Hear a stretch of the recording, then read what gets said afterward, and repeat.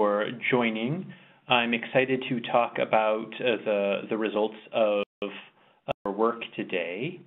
And I'm joined by Dan Kaminsky, Chief Scientist and a fellow co-founder of White Ops, and Bill Duggan, Group Executive Vice President at A, who is critical in bringing this all together. And in fact, to begin, I'd like to pass the microphone to Bill to set the stage of our work and talk about how together to accomplish this. Bill? So, again, my name is Bill Duggan. I am with ANA. ANA is the Association of National Advertisers, an advertising and marketing trade association, and our constituents are the client-side marketers. And I'll tell you more about some of the specific companies in a minute. We were introduced to Michael and the White Ops team about 2 years ago from a mutual friend who pretty much said, "Hey, ANA, I know you and what you do, and what White Ops does, and there might be some synergies of you guys getting together and getting to know one another." So it really began innocently. I remember meeting with Michael and his team and got quite the education in ad fraud. We talked a little bit about our members, and we really walked out of the room with a great what if. And the what if was ANA could recruit some of our members to take part in a test led by White Ops, where White Ops would tag the advertising of those members and report on the bot fraud. The deal was there was no cost to be involved. Members would each get a proprietary report that was based solely on what they did, but all of the results would be aggregated and reported back to the industry. So that's exactly what we did in 2014. We recruited 36 ANA member companies to be part of that initiative.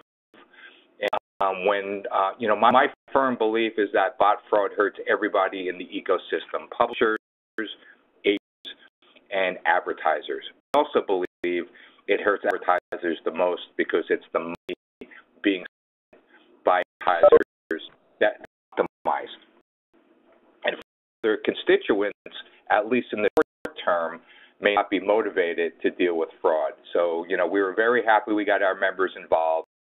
We the 2014 report in early December 2014, and the world noticed. We learned a lot in 2014, and we thought that there was the opportunity to build on that learning in 2015. Here we recruited 49 ANA member companies. You could see the logos of 47 of those companies gave us the permission to note that they were participants in this test. And you see it's a who's who of corporate America by those logos. We learned a lot of things about source traffic, fraud, programmatic buying, also fraud. And importantly, there's some great industry action steps for not only agencies, not only advertisers, but publishers and agencies to also take. What's so important is that this provides real numbers. We've all read stories in all of the trade press about waste dollars in digital advertising, whether it be viewability or ad blocking. It provides real numbers. So there's a focus on data and science, over some more squishy metrics and over fear, uncertainty, and doubt. So this was some initiative to be part of this for the second year. I know that the 49 ANA member companies all benefited, but importantly, this is and continues to be a benefit to the industry because there's even those that did not participate in this initiative smart based on those that did. So, Michael and team, I thank you, and it's back to you guys. thank you so much for that introduction, and thanks to the ANA for being just a critical linchpin here, but a catalyst to action, so that we could get our arms around the scope of this problem. And of course, we extend our thanks to the advertiser that participated in this scientific study. We are at White Ops trying to upend the economics of cybercrime, and what's attracted us to particularly this problem really is the scope of the losses, because the more profitable crimes are the ones that attract the best black hat hackers. And so we too wanted to take a disinterested approach, a scientific approach to the measurement of this problem that was unattached to to any particular bias or constituency, to put this in the context of the other drivers of mass exploitation, the other reasons to compromise ordinary people's computers. And we are really grateful for the opportunity to put together a study of such scope. To just briefly share the top line findings of this second study. The big news is also the bad news, which is that the losses are still outrageously large, and macroscopically we're not winning the war. The good guys are losing, and reflected in our cost impact analysis, which we're now projecting at $7.2 billion. This is because we saw no aggregate drop in successful bot activity, even while spending in digital media increased. So the impact actually went up year to year. And that represented a multi-million-dollar annualized loss per study participant. This is real money. And the reason for that is that the easy fixes, unfortunately, didn't work. I think that last year, to a certain extent, we were sounding the alarm and delivering some news about the scope of the problem. And when we opened that door, when we started discussing this with some hard data, I think it made it easier and safer to talk about. So the result is that came forward with their own estimates that were largely in line with ours. So anyone can now acknowledge that this is a multi-billion-dollar problem, which was simply not the state of the world just a couple of years ago. But there's still a paucity of let's call it effective action to deal with it. So awareness, definite movement. Managing fraud, we know, can result in success, but partly based on the incredible gains that some returning study participants saw year over year. The reason why there hasn't been an aggregate drop is that, unfortunately, for every gain, for every part of the internet that got cleaner, for every advertiser that successfully reduced their bot exposure, things just got a little dirtier somewhere else, or others were just hit a little bit harder, which is why there wasn't an aggregate drop. And that's driven by botnet adaptation. So the bad guys are adapting, but with this study, we also really gained a tremendous amount of knowledge about exactly how, and we're excited to share those details with you. And for that, I'm going to hand the mic over to Dan. Dan? All right, chance to talk to you guys. It's been very working in the advertising ecosystem. Background is not actually in advertising. I come from the world of computer security. We happen to follow the bad guys into this particular market. This is our second year running this study, so some things have changed, some things have become more significant. A couple of the highlights, my personal interest in this study, sort of bathtub-shaped curve. When the CPMs were low or when the CPMs were high, we would see a lot of fraud. What we now this year is when the CPMs are high, that's where the fraud has kind of shifted over. The bathtub has sloshed, if you will. At high CPMs, video fraud triples. At high CPMs, display fraud increases 39%. The fraudsters have sort of realized, go for the gold. Are starting to infest mobile. We're seeing interesting patterns, for example, where desktops mysteriously pretend to be mobile devices. They're not. Or desktops are actually desktop devices going to campaigns that were exclusively targeted towards mobile. And shockingly enough, those particular desktops that never should have reached the sites in the first place are much more likely to be bought. I have no idea why anyone thinks this works. I mean, well, you go door to door and beg people to buy it. Paying people to buy traffic brings you traffic. It doesn't bring you people. But the most interesting thing actually is the racial targeting patterns. Buying to Hispanic audiences practically doubles the amount of bots that you get. And there's a hard-to-reach demographic with a high CPM. Things get weird. We saw a campaign targeting young Asians getting 96% bots. Basically, all the money went to fraud. We don't think there's any racism here. We just think that the bots are filling in the supply gap. If there's not enough supply of real people, something's going to fill in the difference because it's given the money back. I thought were the most interesting from this study, and I don't believe in burying the leads, so I thought I'd go ahead and tell you them now.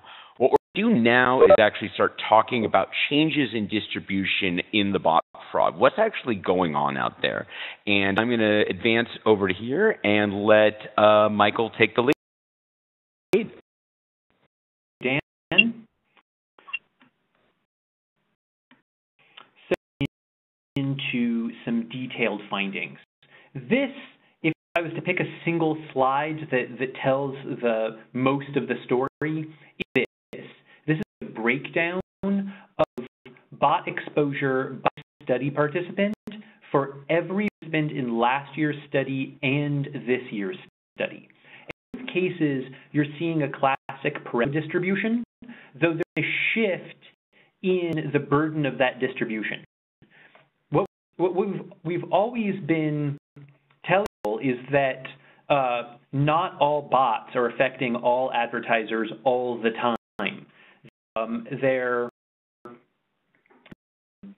affecting the hardest hit victims at any given time to such a degree that the top quartile of victims at any one time is paying for the preponderance of losses, but the victims change over time. For instance, the hardest hit victims in last year's study are categorically different. They're altogether different than the hardest hit victims in this study. And as you can see, there's this interesting attenuation of results.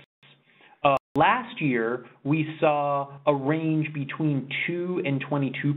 This year, we actually saw a broader range between 2 and an astonishing 37% of ads in an advertiser's buy go to robots. Now, another interesting statistical feature of any Pareto distribution is victims drive the weighted average up. In the graph that you see, the median is just north of 5% or so. So, for any random grab bag of advertisers that we threw into a study, this looks like a pretty repeated common pattern where median levels of bot exposure is going to be about 5%. Let's call it between 5 and 6, okay? And stayed constant between 2014 and 2015. The reason why the cost impacts are dramatically higher is that when you get hit by bots, you take it really, really hard. And you're not always hit levels all the time throughout the year. We're constrained necessarily by studies being studies that have a certain study window. So this is kind of a snapshot of economic impact across a large range of participants. This is representative of the risk exposure that any advertiser has in buying digital media. And it's also important to note that no one again this year was immune to bots. There were some savvy buyers who reduced their cost exposure to absolutely minimal levels by buying impressions in new ways that change the economics of bill. We're going to go into later, but broadly, we found that exposure to bots is not correlated with, let's call it, the sophistication of an ad buying operation. This is a study of some extraordinarily sophisticated ad buyers doing some awesome analytics, doing awesome targeting with some pretty killer performance metrics. But if those metrics are being gained by some of the savvier botnets out there, then you can actually get hit really hard and really surprised by those results. This isn't a question of getting bot traffic just because you fell asleep at the wheel. Also, that sourced traffic continues to be a problem. Traffic sourcing is just outrageous. The degree to which people are paying for visitors to goose their numbers is outrageous, and it continues unabated because traffic sourcing can get around the defensive measures that are in this ecosystem, and we'll get into some of those specifics later. And as Dan pointed out, targeting tends to get you more bots, and that is precisely because of the economic driver also underlying traffic sourcing, which is that when the dollars grow the true supply, then either the price goes up or the bots win. Bots are distorting video because the growth in digital video spending has hugely outpaced the growth in digital video supply, which only comes from people watching more online and more ad insertions. And with a giant disconnect like that, and prices magically stay the same, that can only be because of tremendous goosing of supply from robotic insertions. In the case of demographic targeting, the same kind of supply and demand dynamic underlies this phenomenon. Marketers are trying to reach an audience of a limited size, and the ecosystem doesn't want to say no to money by saying, I'm sorry, we can't fill that order because there aren't actually that many Hispanic in market for luxury travel in Arizona today. It's better to go looking for ways of wider audience, and unfortunately those mechanisms of reaching our audience often include bots, and those botnet operators are more than happy to drive their bots around the net in such a way that they pick up the demographic targeting signals that marketers want to reach. In what I'm sure is a surprise to absolutely no one joining our webinar, was a tremendous source of risk. We asked the analysts this year to express bot exposure in terms of a risk factor, or what you can see here as a fraud multiplier. For instance, programmatic video, we sometimes saw some really clean buys.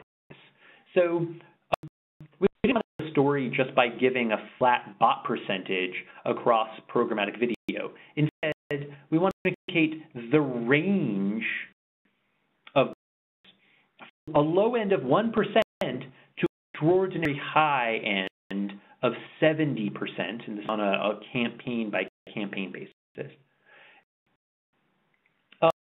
Unfortunately, a lot of campaigns we're trending towards the higher end of that range than the lower end, which means that simply buying programmatic in general increases your risk of fraud by such a wide margin that you absolutely have to have extra security controls in place to protect those. And the risk also goes up in programmatic display.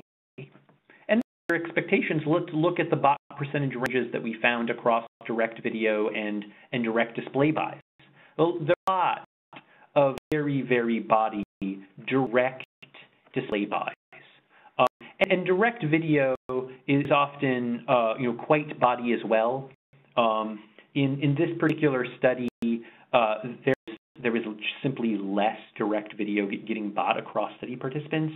So that dynamic range is small, which is less representative of the industry as a whole and more representative of some of the individual buying habits that we saw, which we're able to bake into action items that we'll address in the next section.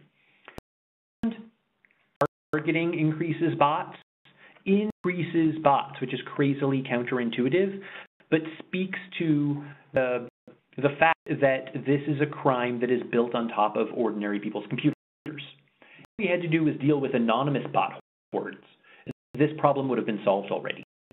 Instead of dealing with an adversary actively undermining the way targeting works in this system and gaming it so proficiently that retargeting, which presumably should reach 0 bots, since bots don't buy things, which means that they are probably aren't displaying ever real purchase, bots are still getting targeted in these kinds of buying patterns precisely because cookie phishing, device ID cloning, and the infestation of computers is leading to a broad undermining of just targeting across this ecosystem.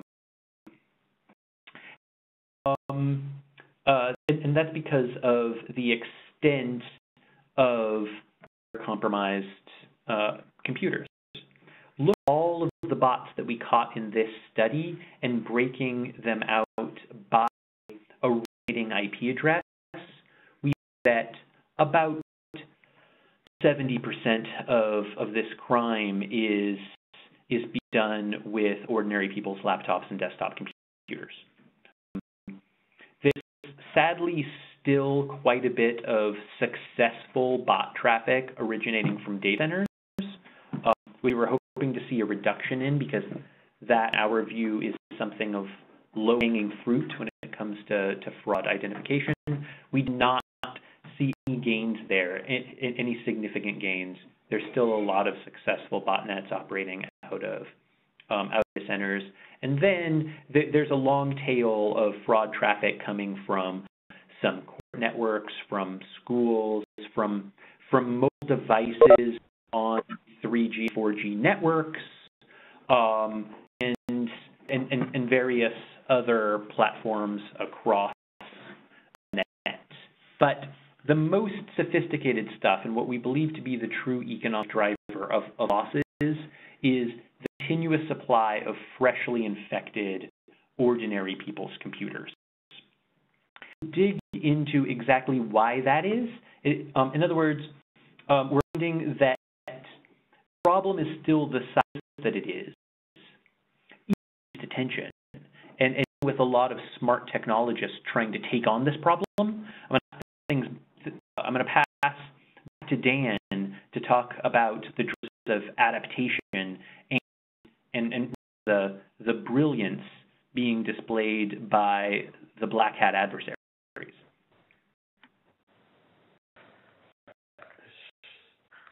Camera here. Fraud continued to be a problem. You basically had click fraud ever since we've had clicks as a thing people were paying for. People use, hey, anyone can spin up a browser, but are they going to have all the cookies? Are they going to have all the markings? The reality is when you're logged into Facebook, you're checking Gmail, you're buying items on Amazon, what you're doing is you're building up an identity on the internet. And this identity that's been built up on the internet is one of the primary values of it is always been, this is someone we know is a real person versus this is just a ginned up fake Hispanic 34-year-old in Ohio. And you in these let's just say these individuated identities, the bad guy, I don't know how else to say it. When you're logged into Facebook or checking Gmail or so on, and there's malware on your computer, the malware becomes you as well. For if that's where your position is, that's your target audience. Let me tell you, malware doesn't actually buy anything. Okay, malware just sort of like does interactions with your servers necessary for you to send a check. Fires are the worst that's getting stolen out of these multi-million node botnets. We always wonder why people were breaking into millions of means, like syncing all these emails. It turns out this is actually the thing of value. All the cruft that gets built up gets played. Here's the thing. We have two main ways that we see sites monetize, actually get checks written. One is Goose, they get 250,000 hits, they want 1 million, they go ahead, they got a traffic source, get the other 750,000. That's obvious. That what it really does is there are no humans. They just these sites are just there for the bots to go to. And when you go to sites, when you actually look at their content, they're getting trackers and tracers out everywhere. They are announcing to the world, we have the cookies for Jane Phillips in Ohio. Come here if you want to retarget, visit. If you want to reach Jane, we got her. Jane's computer. They're different. Jane buys stuff. Jane's computer just sits there burning bar. So, the entire ad ecosystem has on trusting the client endpoint, and it's trustable. Not really understanding what software is being run. Such a thorny problem, even for best platforms in the world that have some of the best data and machine learning, because at the end of the day, it's garbage in, garbage out. If the actual fundamental identifiers, if your ground truth is compromised, everything fails. So Michael, who's going to talk to you about Kirchhoff's principle, which basically, here's how guys are realizing, okay, here's how we go make money in this weird system we've got here.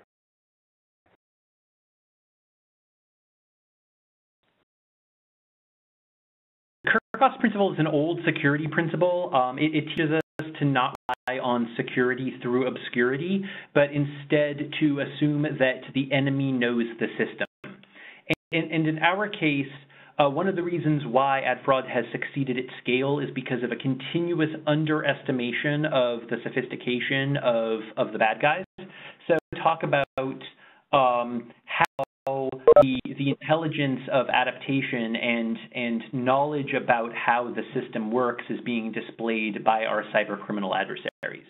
First of all, bot detection is not a Turing test. It's actually substantially harder than a Turing test.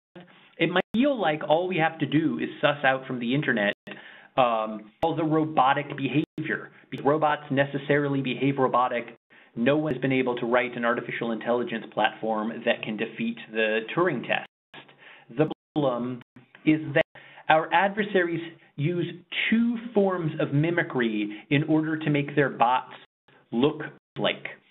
First, they human by copying the behavior of the owners of the computers they've compromised. This is incredibly powerful. And second, in a more sophisticated form of reverse engineering, these can copy the traffic between legitimate people who are on the internet all day, and therefore communicating with various fraud detection systems running in the backgrounds of the web, and learn what humans send as answers to those fraud detection systems. So the botnet operators do not need to teach their bots how to act human. They just need to teach their bots how to copy real beings. And we saw this kind of adaptation in our year-over-year results. Last year, we told the world that about half of the bot impressions that we saw globally were being done by botnet operators who were too dumb to teach their bots to keep daylight hours. Bots were actually browsing around on the internet and clicking on stuff and viewing ads 24 hours a day, which made them stick out as a percentage of the internet between 1 a.m. and 5 a.m. in any given time zone. There were people going to bed at that time, and the bots would just stay up. Well, put on your black hat for a second. Imagine that you are a cyber criminal operator who's been running an awesome multi-million-dollar ad fraud scam, and you come across the DNA white paper that is telling the world that you can look out for traffic that's running 24 hours a day and use that heuristic to identify bots. Well, if you're smart, you realize that the jig is up and it's time to upgrade your bots. And if you're dumb, then you fail to upgrade your bots and you get caught and you get purged from the system and just churned out because you're no longer going to be a profitable botnet operator. But how exactly do you crack this problem? So consider this. You know you need to put your bots to bed. Get caught. So how exactly do you go about doing that? Well, if you put all of your bots to bed at 10 p.m. and wake them up at 6 a.m. to start browsing around on the internet, well, that's actually going to stick out like a sore thumb too, because human beings do not go to bed like clockwork at 10 and wake up at 6 every single day. So maybe you add a little bit of randomness. So you use a random number generator to make your bot go to bed, between some range every night. Well, it turns out that that's also going to make you detectable because human beings do not act perfectly random within an hour-long bound. So when you make your robot try to vary its behavior like that, it's not going to come up quite right. People are not actually truly random. They're just semi-random, as everyone in a long-term relationship knows. So you do instead, as a successful botnet operator, is not program complicated AI routines into the bots. Instead, imagine this as a rule. Imagine you teach your bots to only browse around on the internet, visiting your fraud sites, when the user of the computer is browsing on the internet. That's a line of code. That's a super simple instruction, but the net effect is a perfect diurnal human-like behavior pattern. So imagine you've just taught a multi-node botnet to act perfectly lifelike without a lick of code. And that is exactly what we're seeing. The thriving botnets, the ones we're catching this time around in this study, who continue to be profitable, are now showing an incredible diurnal behavior pattern, just like real human beings. And they're faking KPIs like a storm. Viewability is getting faked across the board. In fact, we saw no statistical correlation between various viewability measures and malware-driven browsers, i.e. bots, and human-driven browsers. They're just orthogonal data sets. And the kind of trickery that is being employed to fake viewability is very sophisticated. There are multiple ways of measuring viewability, geometric versus performance-oriented, for instance, and only the dumbest botnets are only faking the simple viewability measures. Practically everyone who is playing this game is playing on hard, which means that they are fully rendering pages in true browser executable environments. They're building their bots out of the core rendering engines that underlie deployed browsers and are thereby faking even solid viewability measures. The result of all of this is widespread defeat of buy-side bot blocking and other protective measures. Every study participant about what protective measures they have in place to deal with fraud in general, bot fraud in particular, everything in between. And we did answers from everyone. That's why you don't see 49 bars in the graph before you. But the study respondents, about 3/4, a huge portion, using some kind of bot prevention technique. So presumably should have found no successful bots. And I take a step back and say that in the study, studying and measuring and extrapolating from a single bot out there, what about are the bots that are not getting caught? Because those are the ones that are making money. So we're talking about a $7.3 bot impact. When we're showing you bot percentages like this, we're not doing bot attempts. We're not counting the bots that were already getting caught and successfully filtered out of records and bills. We only care about the successful botnets, obviously. And what you're seeing here is that there was a huge dynamic range in bot exposure, even among the buyers who thought that they had solid protections in place. In fact, that range is greater than the range in outcomes of the advertisers who had no protection in place. And it goes to show you the impact of the Pareto distribution on sizing this problem. Like, imagine that we did a smaller study and just by luck of the draw, we happened to only study some of those participants that are way over to the right of the graph. We could come to a completely different conclusion about the scope of the problem and also about the effectiveness of preventative measures. To really understand the global impact of the problem, we have a big sample size all run at the same time and basically looking for not just the where the walls are, but also where where the walls are. Now, this B, why is it that bot measurement, blocking, prevention measures are being defeated so widely? Well, part of this is driven by the adaptation curve and the continuous inflation rates that are affecting so many computers. The fact is that if you could build a botnet out of 10,000 computers, you could probably build a botnet out of 20,000 computers. So operators are continuously infecting new machines, and the majority of malware profits are coming from freshly infected computers. The graph of that activity by percentage of U.S. households, since most of our study was looking at U.S. ad spend. About half of the profits fraud are coming out of the freshest 3% of U.S. households with the freshest malware infection. But importantly, the 3% originating half of today's losses are a completely different set of computers than the 3% last year. What authors and botnet operators are doing are continuously infecting new computers. They are not necessarily trying to get their entire botnet to go undetected forever. Instead, detection is built in to their assumptions, and the game is about infecting new computers at least as often as stale infections are getting caught, and this is what ensures continuous profits.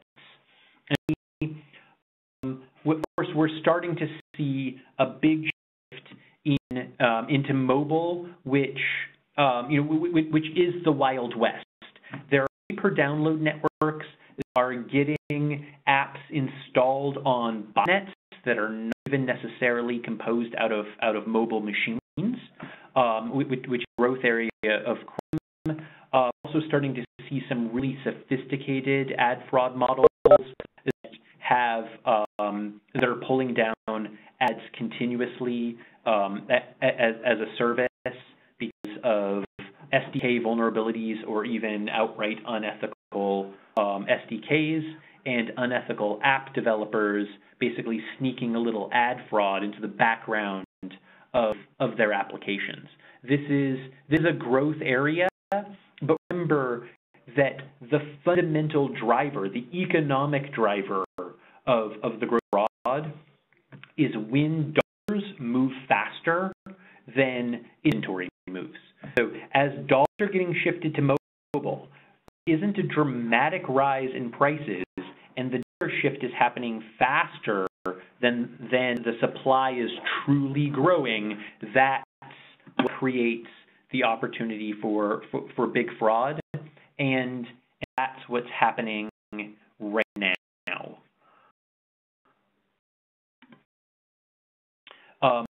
Hand things back over to Dan, but first I'm going to address that the application that we're seeing and its economic driver, because the picture that we're painting for you is one of continuous adaptation on the part of the cyber criminals, continuous new infections.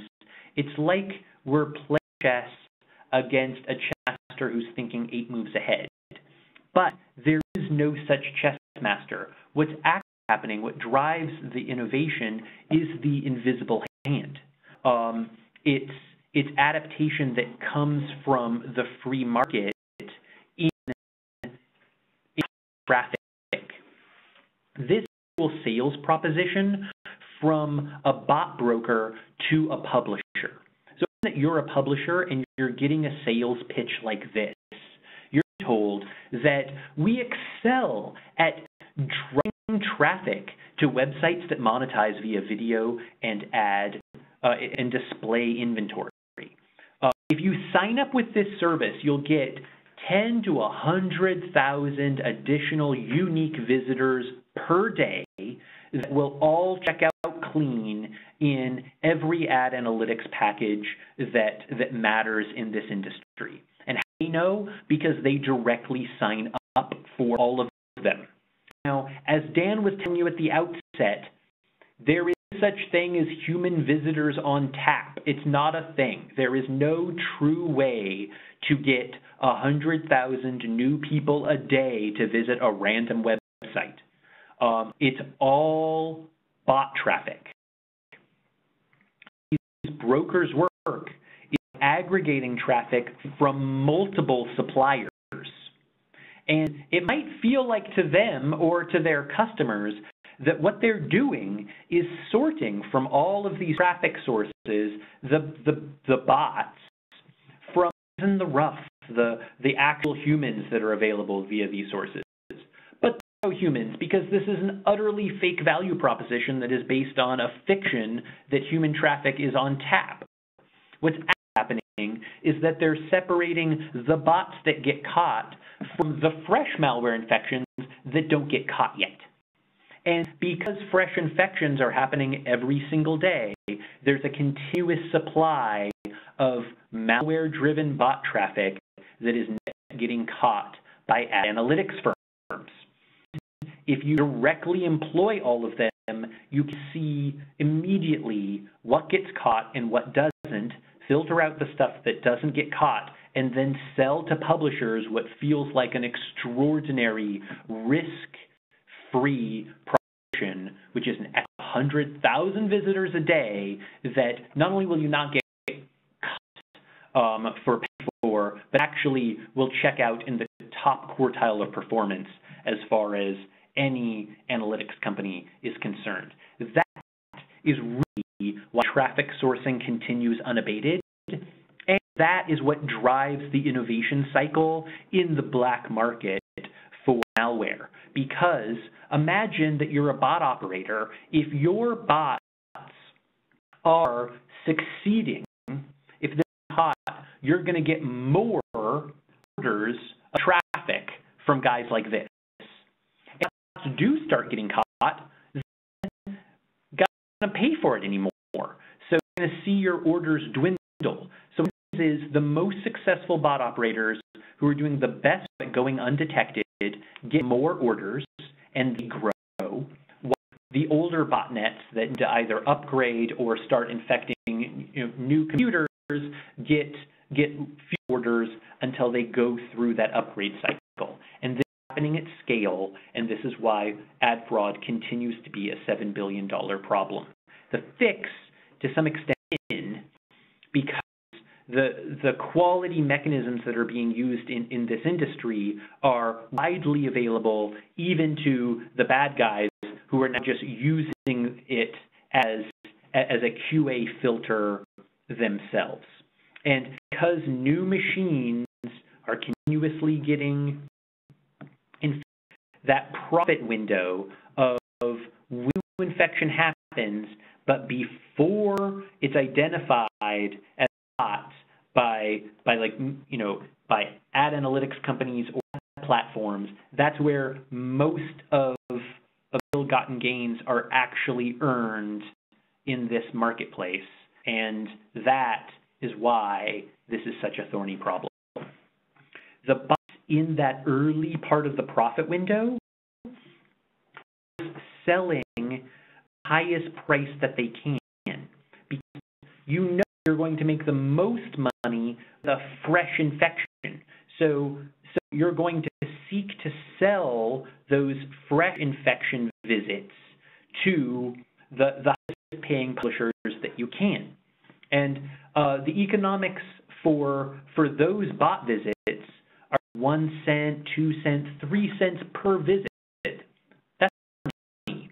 The others that can afford that are the ones that are monetizing at $10, $20, maybe $30 page CPMs, or who are serving multiple pages to a bot, such that it nets out positive for them.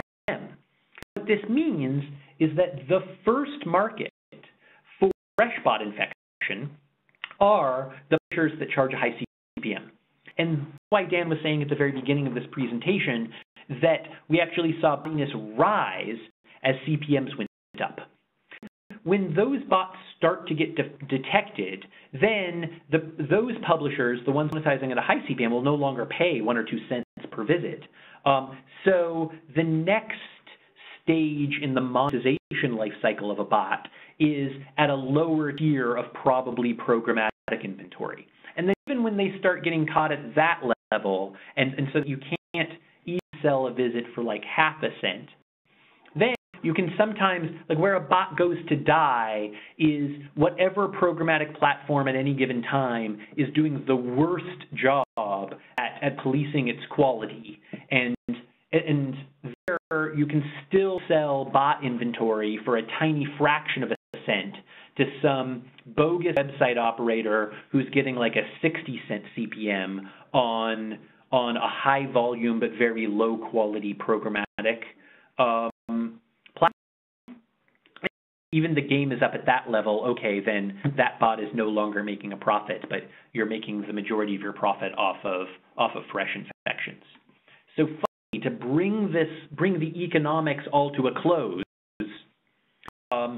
this graph is showing the actual dollar impacts across the study participants, where we took their bot exposure, information that they gave us about their spending levels and CPMs, work out the fiscal impact per study participant, which averaged about $10 million.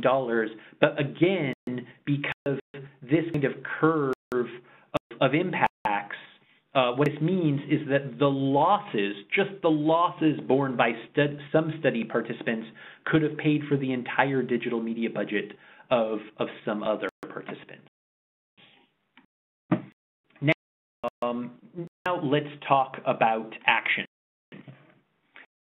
This single graph tells the biggest story. Study participants both buying a lot of impressions and using the exact same tech stack to do so. Same buying channel, same DSP, same prophylactic quality guards, and same quality measurement vendors. And in one case, 30% of their budget was actually going to robot impressions, and the other only 3%. The advertiser who dropped their, who had the lowest bot exposure at only 3% managed to buy twice as many ads. The difference was not about tech stack. We were holding those things constant precisely to do this analysis. It was actually about the way they were doing their buying, how they were selecting their media partners, and how they were holding them to account. Just study outcomes in this. This time, we also talked to participants about exactly what they were doing and how they were doing their buying so that we could correlate results to actions. And what we found was the most effective was a combination of technology adoption and business process adoption, where buyers were using their buy-side leverage to hold sellers to account, but using independent monitoring to verify that they weren't getting lied to. This had extraordinary effect because it actually opened up to everyone downstream from the buyer tradition on quality. Right? It's actually hard for the sell side of this industry to compete on quality if the buy side cannot tell the difference. We've been continuously informed that it is hard for platforms, for publishers, for anyone one step removed from advertisers to bear the burden of what is potentially a higher CPM and eventually lower KPIs, because bots love to click and bots now love to scroll, which means that they'll improve viewability numbers if the buyers cannot understand that those metrics were getting gamed in the first place and those prices were artificially depressed by bogus inventory.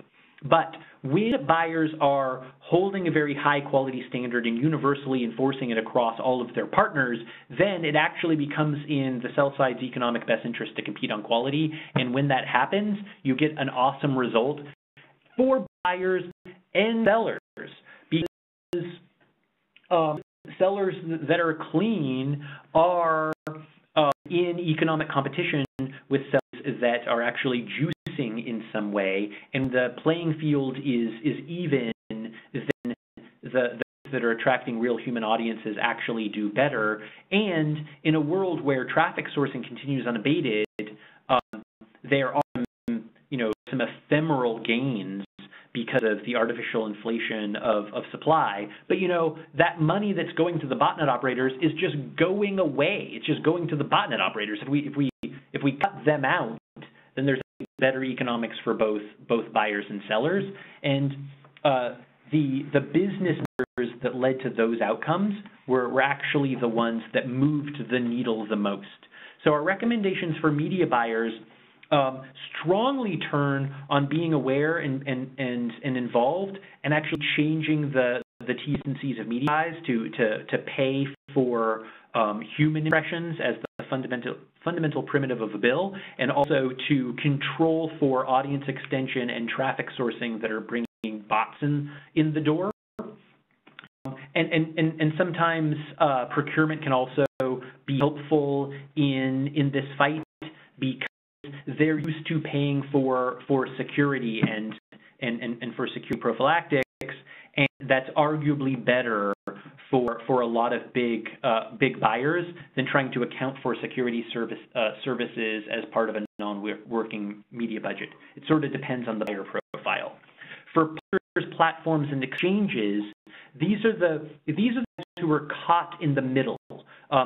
For the most part, if you're a platform and you have a fraud problem, it's because some publisher is actually trying to game you and is doing some traffic sourcing on the site, or even some botnet operators are trying to set up a bunch of bogus websites on the supply side of your operation. And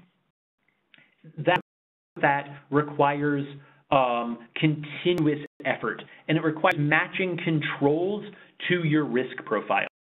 So if there are a lot of people trying to game you, then unfortunately you have to spend more on vigilance. And the degree to which you institute your controls is also a function of the degree to which your competition is working their controls. To a certain extent, the second platform on the net is number 2 because at any given time, the best platform on the net is pushing a bunch of bot operators off of their platform. Those guys aren't going out of business. They're just finding some other place to go. So where you end up in that pecking order is not just about the resources that you're bringing to bear on the product, but also the resources that everyone else is bringing to bear. Recommendations for all stakeholders. We touched on most of these throughout the presentation. The top takeaway is understanding botnet economics and particularly the profit window. The reason that's so important is because winning this game does not mean stopping the bots. It means stopping the bots before they've made their money, which is a significantly harder problem. If you're blocking a whole bunch of bots months after their inception, you're going to have awesome statistics about all the bots you caught, but you're actually going to be shrinking anyone's losses. And I'd also like to add a plug for 2 great nonprofits. The RC has been working hard on new guidelines for invalid traffic detection. They published a pretty awesome end of the year and are hard at work at creating an accreditation standard for invalid traffic detection, which I'm optimistic about seeing. We need more referees in this space. And the Trustworthy Accountability Group can be a powerful group if we all work to help make it a powerful group.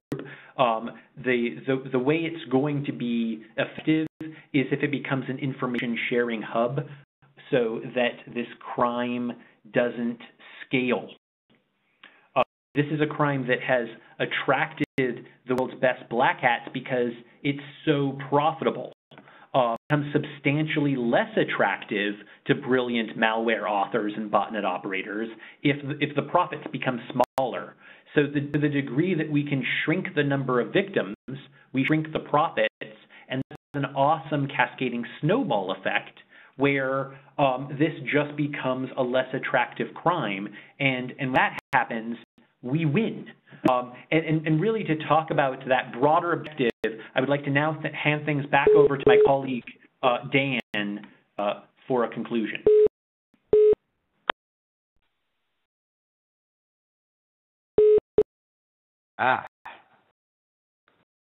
If there's one I can tell you guys is that we can actually solve this problem. This is not a realm of temporarily losing battles, but this is a winnable war. This can work. Everyone's delayed for lunch. I'm not going to keep yammering on. Go get some food. Thanks for coming.